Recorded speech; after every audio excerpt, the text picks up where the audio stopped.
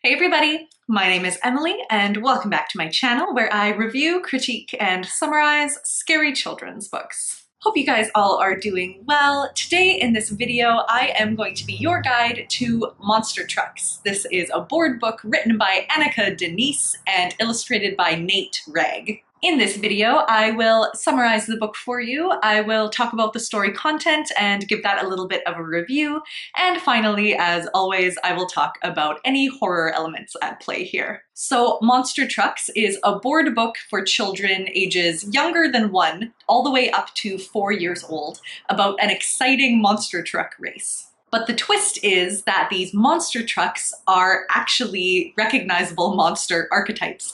So here on the cover we have a Franken truck as well as the vampire truck, and on the back we have a ghost truck. All these monster trucks get together to have a race on a spooky speedway, but halfway through the race, a little blue bus shows up on the racetrack. She leaves all of the monster trucks in the dust and wins the race. And at the end, there's a little bit of a twist where you think that the little blue bus is not a monster at all, but it turns out she's been a monster in disguise, and it was her monster qualities that helped her win this race. So do you guys ever go to a bookstore and see a book on the shelf and like fall in love with it immediately? It's like love at first sight, but book edition. That's what happened with this book for me. I spied it on the shelf and I picked it up and just knew immediately that this was a book for me. I love this book. And I can't wait to talk about why, because I think this is such a wonderful, wonderful story. So the first thing I'll talk about is the writing. The writing is in verse, it's very snappy, it's so fun to read out loud, it's perfectly paced, and it has a lot of sound words in it, so it makes read alouds a lot of fun. For example, here is the first page. So on a spooky speedway, monster trucks moan, monster trucks grumble, monster trucks groan.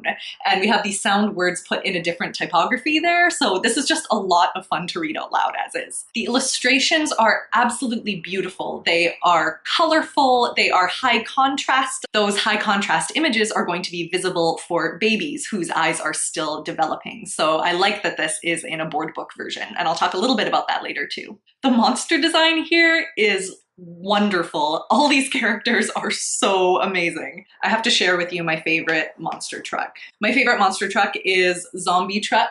Here he is. And look at this, like this is so smart.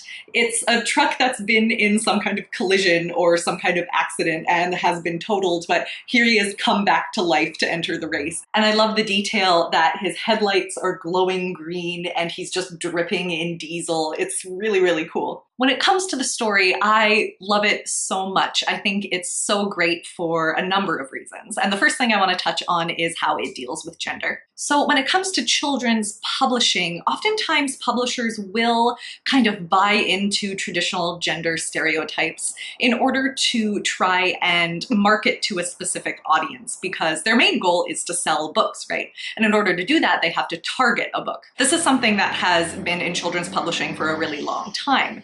Even though there are a lot of efforts these days to really undermine this traditional gender stereotype pathway. So for example, we see a lot of nonfiction science books, particularly targeted at girls in STEM. Or we have books that are targeted towards boys who have more traditionally feminine interests. So there has been some effort to destabilize our ideas of gender in the children's book world, which I am a huge proponent of. I think it's so important to make both boys and girls, as well as children who may identify or may be experimenting with other genders, it's important to make them feel welcome in worlds that may not align stereotypically with their gender. But unfortunately, because children's publishing is a business, like I said, you do see a lot of books targeted at boys that are specifically about trucks, specifically about things like fire trucks, construction vehicles. So when I picked this book up that dealt with both trucks and monsters, I thought that this would be very much a book targeted at boys. But I was so pleasantly surprised, because even though all of these monster trucks are coded masculine,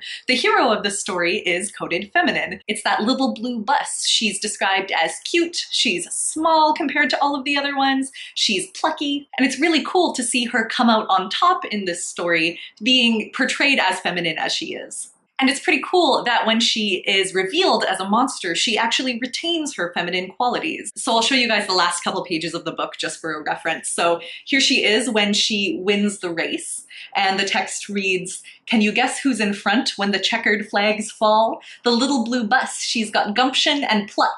But how did she do it? Well,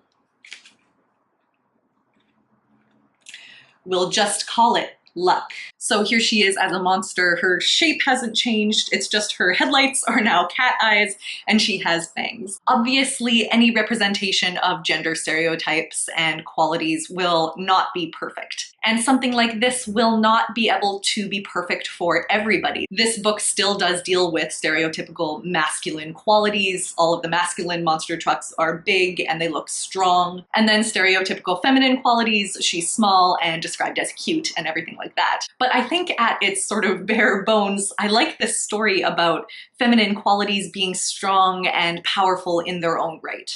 This is a book that is not just for boys. So now I want to talk a little bit about the fact that this is a board book. Board books like this are targeted at very young children. So like I said, children under 1 all the way to children aged 4. These children are usually pre-picture book age. So meaning that when you give a book to a kid this age, they'll probably be a little rough with it. They will tear the pages or put it in their mouths or something like that. So that's what's nice about a board book. It's got this really sort of strong cardboard and the sort of waterproof surface. So it's gonna last a lot longer in the hands of a very young child. So as far as I can tell, Monster Trucks was released by HarperCollins Children as both a board book and a picture book.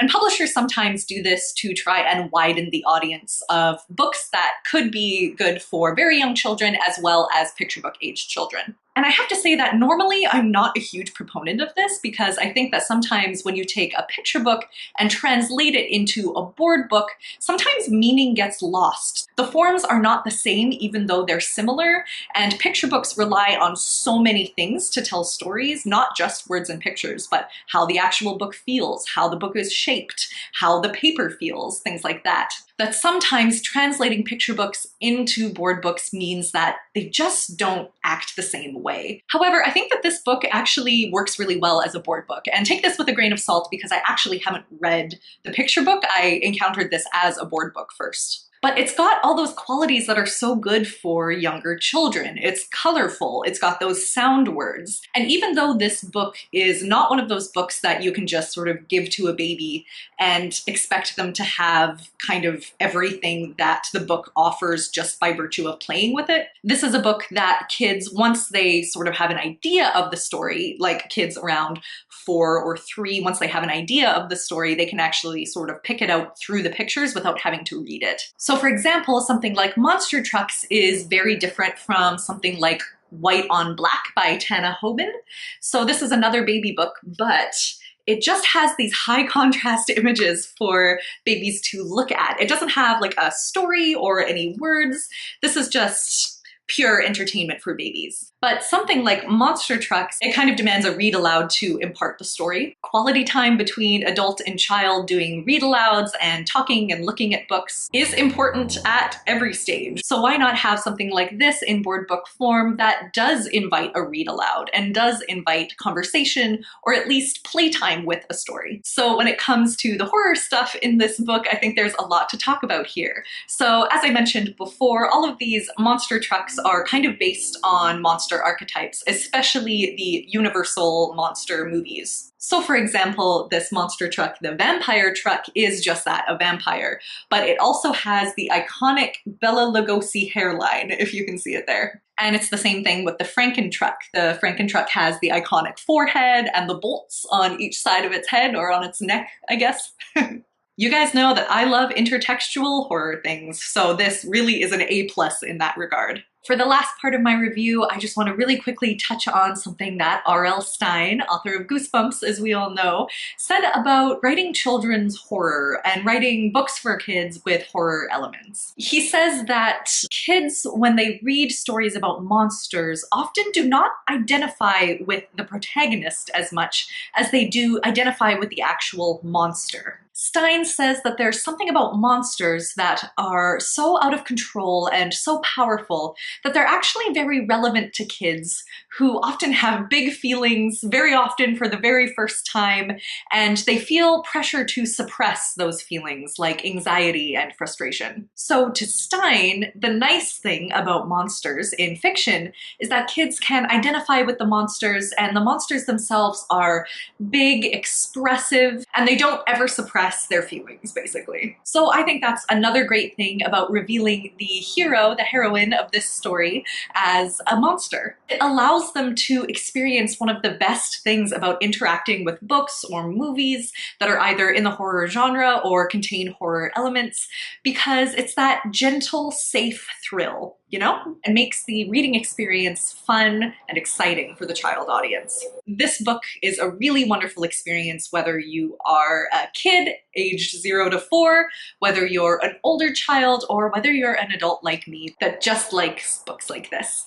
All right, guys, so that is it for my review today. Thank you, as always, for watching. If you liked the video, go ahead and give it a like, and let me know in the comments below if, as an adult, you like to read board books. I know that they are often a bit of an overlooked part of children's literature by adults who like to read children's literature, but I would say go wholeheartedly into reading board books because some of them are absolutely wonderful. Many of them are. And guys, if you want to see more of me on here, go ahead and click subscribe. I'll be here doing reviews of scary kids books for the foreseeable future. And you can follow me on various social media as well: Twitter, Letterboxd, Goodreads. The links are in the description below.